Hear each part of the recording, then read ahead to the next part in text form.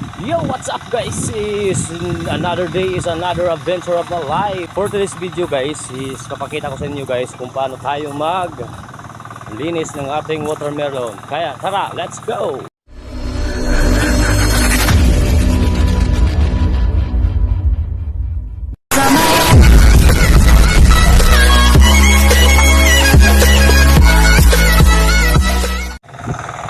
So ayan guys, ito yung ating gagamitin pang panlinis ng ating watermelon. Landbuster. Ayusin mo. Yeah, good. Good boy. Napakaganda na yung ating watermelon guys. So yan. Wow. Sobrang linis.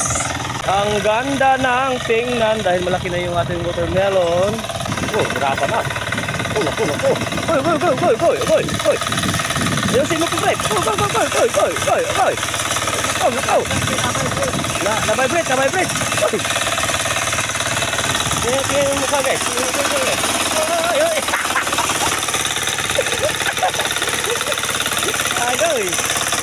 Kaya guys, dito na kayo guys para tayo hanggang matapos. Okay. So yan guys, ito na yung itsura ng ating Pinalanmaster dahil meron siya mga damo-damo guys. Yan. Malinis na siyang tingnan. Oh, yan, yung lupa talagang buhaghag. Yan ang paborito ng ating watermelon pag ganyan yung itsura ng lupa. Okay, yan.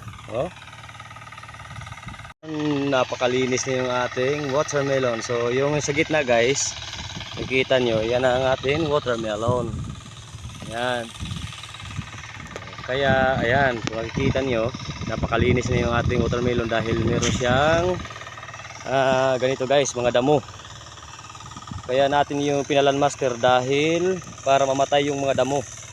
Tapos sa susunod na araw, ipapaararon naman natin to para yung lupa bumalik sa dati niyang ganitong itsura. Para naman hindi maabot ng tubig yung ating watermelon dahil napakalaki na nila. Ayan guys, napakaganda ng tubo ng ating watermelon. Okay,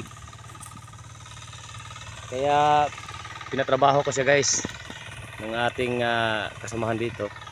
Ito yung ating idol guys dahil pabor video lang muna tayo ngayon dahil mamaya pa tayo magdadrive doon para makapagpahinga naman yung ating kasamahan.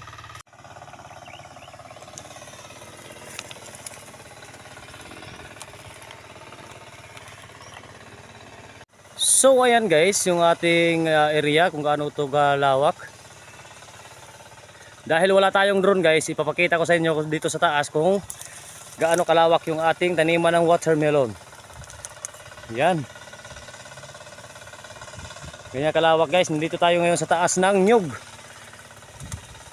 Napakagandang tingnan at saka napakalinis na yung ating area guys. Tsaka yung view dito sa taas ng nyug, napakaganda. Yung bahay ko guys. Yan. Wow. So nice view. Kapag baba mo, parang drone oh. Woo! So ayan yung ating kasamahan guys, nag-alalmaster ng ating watermelon. Nako, ganda ng tingnan ng view dito sa Liti. Yan. Napakalinis yung panahon. Ang asul na ng kalangitan sa sobrang init. Yan. Ganyang kalawak yung ating pagtatamnan ng watermelon. At ngayon guys, nangangalahati pa lang kami. Hindi pa namin yan tapos. Tanghali na. Nangangalahati pa lang kami. So ayan, meron pa natira doon kalahati.